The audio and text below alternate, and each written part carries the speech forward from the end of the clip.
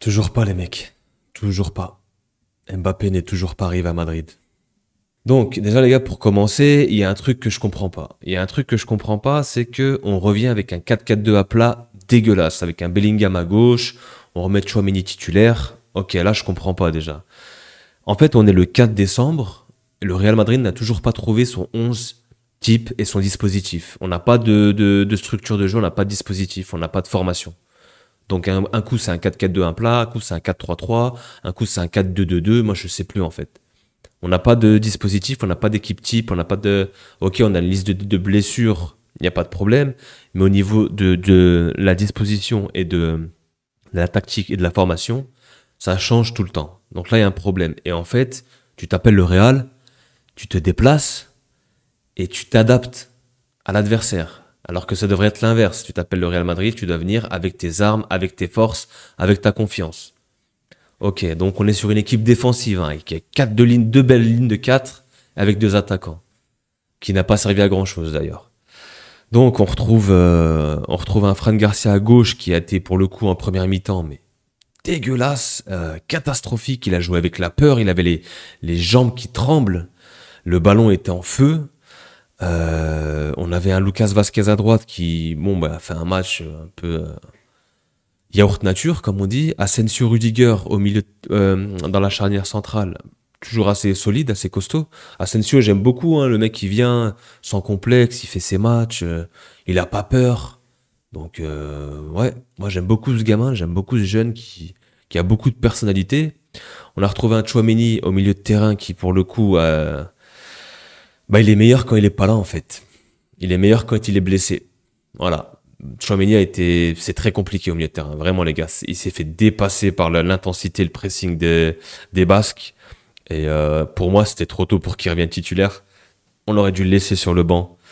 Et clairement, il a pas aidé au milieu de terrain. Un Valverde à droite et un Bellingham à gauche. Moi, les gars, j'en peux plus. Quand je vois ça, ça me pique les yeux. Je me dis comment Ancelotti, il est capable de faire encore ce genre de choses. Vraiment, les gars. Et devant, on a eu un duo d'attaquants qui, pour le coup, a eu quelques occasions, mais on va revenir sur eux, sur les individualités. Notamment Kylian encore, qui, comme j'ai dit en intro, n'est toujours pas arrivé à Madrid, n'a toujours pas atterri et n'a toujours pas défait ses valises. Donc, les gars, les 15 premières minutes, on a pris tempête. L'orage à San Mamés, c'était prévisible. Quand tu joues là-bas, surtout dans les Pays Basques, tu sais qu'avec le terrain, l'atmosphère, les supporters, etc., gros pressing, c'est marquage à la culotte, ça te tape dans les chevilles, tu peux pas te retourner, tu peux pas jouer au foot. Pendant 90 minutes, il y a eu que des fautes, un match haché. Bon, on va pas revenir, on va pas se cacher là-dessus, mais en tout cas, grosse intensité, gros pressing. Le Real Madrid n'a pas su, surtout nos milieux de terrain, ils n'ont pas su poser le ballon, garder le ballon. C'est là où tu vois qu'un Kroos, l'année dernière, sur ce genre de pressing, était capable, sur une passe, sur un crochet, sur une orientation, de pouvoir se dégager de ce pressing. Et là, pour le coup, les gars, on n'a pas réussi. Toute la première mi-temps, les 15-20 premières minutes, on s'est fait marcher dessus. Et voilà. Après, il y a eu un fait de jeu. Il y a eu un fait de jeu où il y a un but refusé. C'était un peu confus, on ne sait pas trop ce qui s'est passé. La VAR intervient. Au départ, ça intervient sur le penalty ou non de Rodrigo qui se fait accrocher dans la surface. Ensuite, est-ce que Mbappé hors-jeu ou pas? Ensuite, on nous montre la vidéo d'avant quand Mbappé se fait accrocher dans la surface. Bref, moi, j'ai rien compris. Après avoir revu les images, pour moi, de ce que j'ai compris, ça a checké la faute sur Rodrigo. Il y a faute, pour moi, sur les images. Par contre, je pense que l'avantage a été laissé. Fran Garcia derrière, il tire, il joue l'action. Je pense que l'arbitre a jugé qu'il y avait avantage et que Fran Garcia a voulu jouer, a continué à jouer. Voilà, pour final, il n'y a pas scandale. Pour moi, c'est logique si c'est arbitré comme ça, en tout cas. Donc, première mi-temps, donc un peu très très compliqué pour le Real. Retour de mi-temps, retour des vestiaires, bah, voilà, hein, toujours aussi compliqué, toujours un pressing haut des Basques. Dans le jeu, bah, y a pas grand-chose à faire. C'est Ceballos au milieu de terrain. Ceballos, t'es fort contre Etafé, t'es fort contre Leganés, t'es fort contre Valladolid. Tu t'amuses, tu te balades, tu fais des contrôles passes, mais quand il y a un pressing, quand il y a de l'adversité, quand il y a de l'intensité, tu es où? T'es pas capable, tu bouges pour rien, mais t'es pas capable de sortir du pressing, de l'agressivité, de l'intensité au milieu de terrain. C'était trop léger. Il n'a pas su le faire. Il y a que Bellingham en première mi-temps qui était là, qui s'est battu, qui a obtenu beaucoup de fautes. Mais encore une fois, on peut pas se reposer à chaque fois sur un seul joueur, les gars. On peut pas se reposer à chaque fois sur lui. Et là, pour le coup, le milieu de terrain s'est fait manger. Chouameni, bah, il est revenu, il s'est pris la tempête de San Mamés. Comme j'ai dit, Ceballos, c'est beaucoup trop léger. Il est bon contre les petites équipes, quand il n'y a pas d'adversité. Mais quand il y a du lourd et quand ça joue en face, quand il y a un peu plus d'intensité, il est absent. Ça, c'est trop insuffisant. On voit pourquoi c'est un remplaçant et c'est pas un titulaire. Et voilà, en deuxième mi-temps, l'Athletic Club marque, ouvre le score, logiquement. Ils sont sur une logique. Voilà, c'est pour moi, ils sont sur la continuité de leur première mi-temps. Beaucoup d'engagement, beaucoup d'envie, beaucoup de générosité, beaucoup de courses, une équipe très solidaire, voilà, sur un centre un peu d'incompréhension, un petit cafouillage, ça rentre à 0. Pour moi, c'est logique, ouverture du score. Et derrière, on a un coup franc, on a un coup de pied arrêté où Rudiger arrive à mettre sa tête, qui tape la barre, mais qui se prend les 2 points du gardien. Et là, on obtient un penalty. Qui c'est qui va tirer ce penalty? C'est notre ami Kylian. Pour le coup, il a raison de prendre le penalty, les gars. Pour moi, je voulais qu'il prenne le penalty, qu'il prenne ses responsabilités, qu'il assume, qu'il endosse un peu ce rôle de joueur, de leader. À un moment donné, il a besoin de ça pour retrouver la confiance. Tu dois être leader, tu dois marquer, tu dois te mettre en confiance. C'est à toi de remotiver les troupes, de remontrer le droit chemin. Malheureusement, les gars, encore un penalty qui est très mal tiré. La pâle copie, la copie du penalty contre Liverpool. C'est-à-dire que tu t'arrêtes, tu donnes encore l'indication, tu tires au même endroit, mais à mi-hauteur, même pas placé. Et c'est horrible, moi, et je sais plus quoi dire sur Kylian, et il n'y arrive pas. Tout simplement, les gars, il n'y arrive pas. Avant ce penalty, il y a une action. Parce que sur ce genre de match, c'est des matchs hyper serrés, des matchs hachés où t'as pas beaucoup d'occasions. Et tu sais que si t'en as une, il faut pas la rater. Et juste avant ce penalty, on a Rodrigo qui déborde sur le côté gauche, qui arrive à gratter un ballon, qui arrive à trouver Mbappé en passant en retrait dans la surface, qui se retrouve face à la cage à 5 mètres, plus proche du point de péno, qui fait une passe au gardien avec une frappe topée. Les gars, c'est synonyme et c'est signe d'un joueur qui n'est pas du tout en confiance. Et c'est un joueur qui n'est toujours pas arrivé à Madrid. C'est un joueur qui, je sais pas si le maillot il est trop lourd pour lui, s'il y a le poids de l'institution, le poids des trophées, je sais pas. Je sais pas qu'est-ce qu'il a, je sais pas qu'est-ce qui se passe. Ça devient critique, on est le 4 décembre, on a une quinzaine de matchs, on n'a toujours pas eu un match référence de Mbappé. C'est bien beau de marquer contre les Ganes, c'est bien beau de marquer contre Retafe. À un moment donné, nous, on t'attend sur les gros matchs, sur les gros rendez-vous, sur la Ligue des Champions, sur ce genre de match, ce genre de déplacement compliqué. Tu as des situations, tu as de quoi ouvrir le score, tu as de quoi stater. T'es pas capable. Tu rates encore ton penalty, dans le jeu, t'es pas bon. Et voilà, le problème, les gars, c'est qu'à un moment donné, on pourra plus. Il faut arrêter de le cajoler. À un moment donné, il faut prendre des décisions, les gars. C'est le club avant tout. On n'est pas là pour cajoler un joueur ou pour protéger un joueur, les gars. À un moment donné, c'est l'institution qui passe avant tout. Et si t'as un joueur qui est mauvais, qui est pas bon, tu laisses ta place et tu laisses un autre jouer. Brahim Diaz, j'ai beaucoup aimé sa rentrée. Beaucoup de disponibilité, beaucoup de générosité, beaucoup de courses. Il y avait de l'envie. Sur quelques minutes où il est rentré, on a vu déjà plus de choses et plus d'appels que Kylian.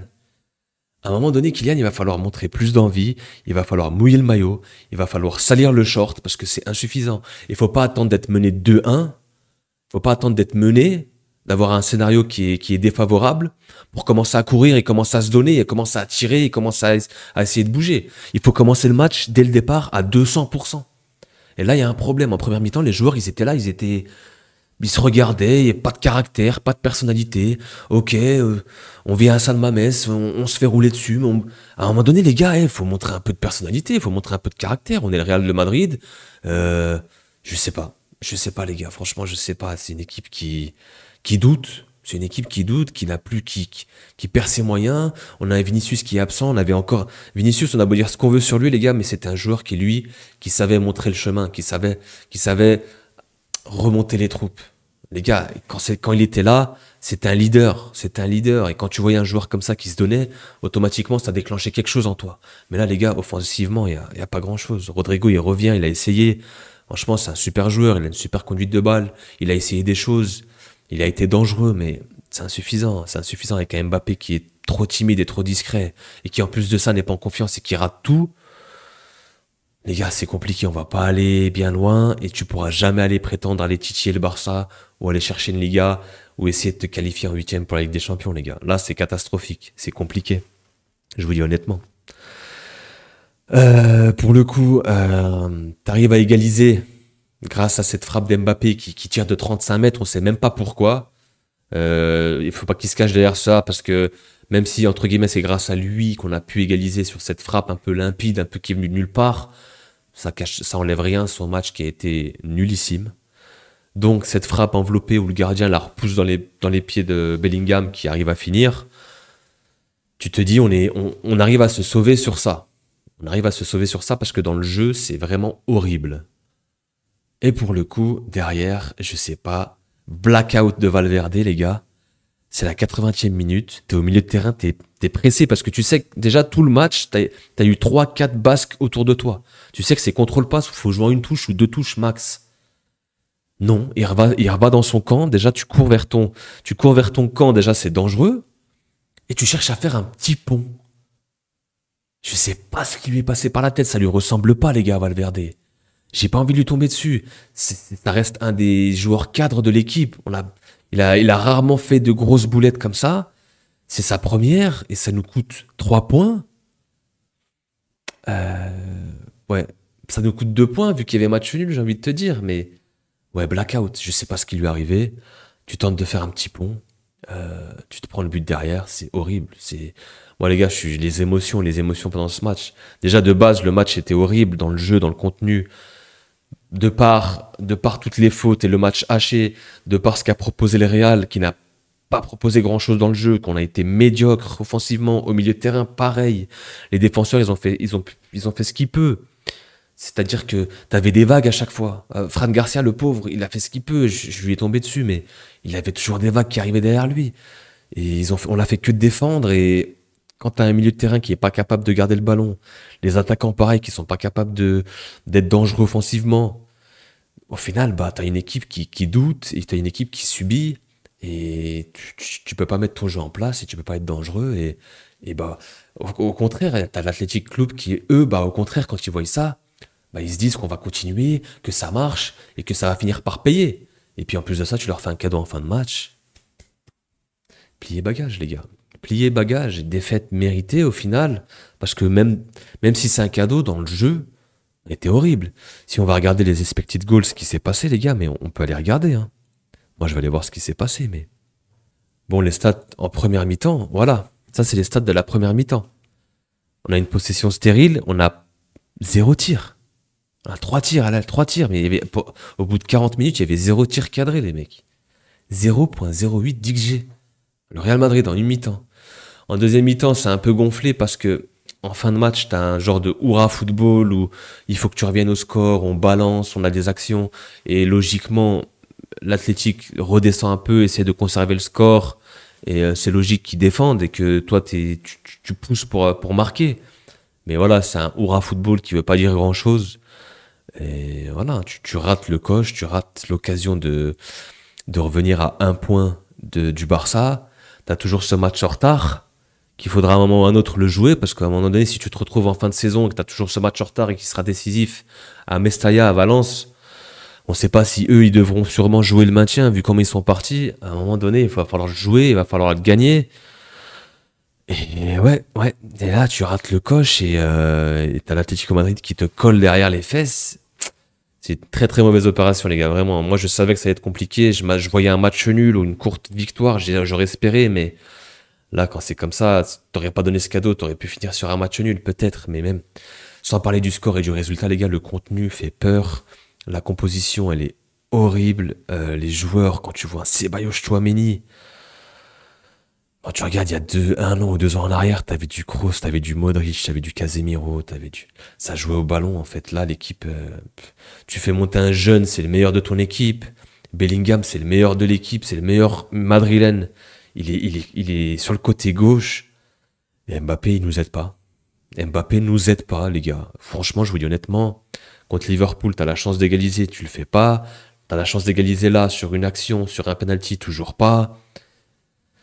À un moment donné, va falloir prendre des décisions pour le club parce que Mbappé, je l'aime bien, c'est un joueur que je kiffe, il y a aucun problème. Mais là, tu peux plus défendre. Il faut laisser ta place, il faut laisser les joueurs bons jouer.